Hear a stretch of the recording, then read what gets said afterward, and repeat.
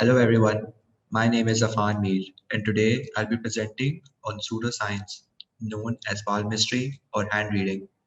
For those of you who don't know, the art of palmistry is basically the practice of reading the color, lines and as well as the length of fingers to determine good or bad luck that one may be experiencing or will experience in the future. This type of fortune telling revolves around four types of prediction.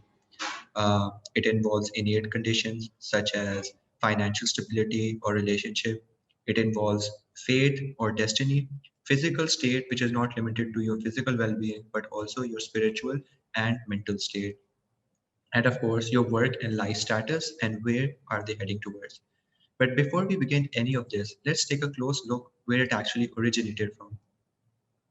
Although the actual origins of palmistry are unknown, it can be traced back to ancient India from where it has spread to places like China, Tibet, Greece, Persia, and Egypt. In fact, one of the most common palm reading practices are performed by gypsies, which are very common in Rome. So, the next question then becomes how exactly does this work? Well, palmistry relies on five main prominent lines on your hands, each one representing a category or aspect of your life. These lines are known as the lifeline, the fate line, the wisdom line, the marriage line, and the life love line. And depending on how short, long, prominent, or unprominent these lines are, they will directly influence these categories of your life.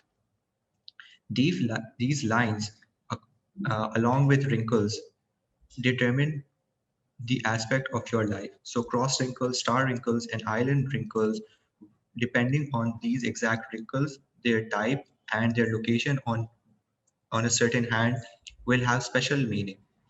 And not only this, but almost 70% of the prediction is made from the right hand, while the other 30% is made from the left hand.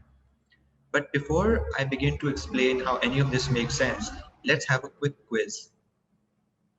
So the quiz is hands are examined during medical checkups. Is this statement true or false? Well, the correct answer is that of course it is true that hands are definitely examined. But why do you think is this the case? Well, because in medical professions, it's quite common that you make some observations and then you make some deductions from those observations. Calluses on your hand may imply that you are a very hardworking or laborious person. Bitten nails may imply anxiety or stress, and cleanliness or dirty hands may imply this hygienic or unhygienic conditions that one is living in. So, how do these simple observations and deductions come into palmistry? Well, palmists or hand readers use these simple deductions along with some guesswork to astonish the unsophisticated person. They do this by using some special ingredients validation, vagueness, generality, and guesswork. And of course, the entire practice is very expression based. For example, if I am saying something and you're making a weird face after being told something, so I will automatically start to make my claims more vague or start saying the opposite of what I was saying so that the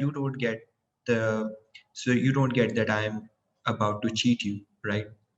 And so the next question becomes how does these special ingredients make this entire practice non-scientific?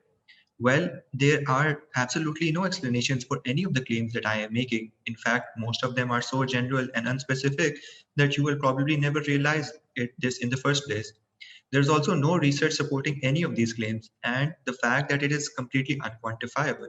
The lines may have a length of unit as a measurement, but length of the line on your hand divided by or multiplied by what basically? So if this entire thing is so vague and so unscientific, then why do people still believe in it? Well, it's mainly out of desperation, and a lot of people start to look for solutions in places where they it's very unlikely that they will find them. Most people are very curious. In fact, if I told you that I am a very good palm reader and I would like to read your hand, you would most probably say yes too.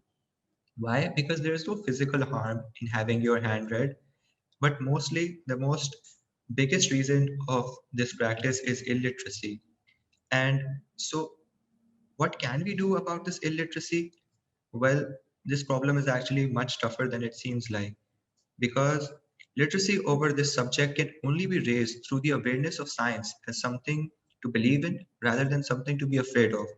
People often fear change, which is why they stick to these cultural remedies instead of consulting real doctors for their problems, or anyone in the professional field. And the same case is true for palmistry, unfortunately. Thank you so much for listening and hope you have a great day. Allah Hafiz.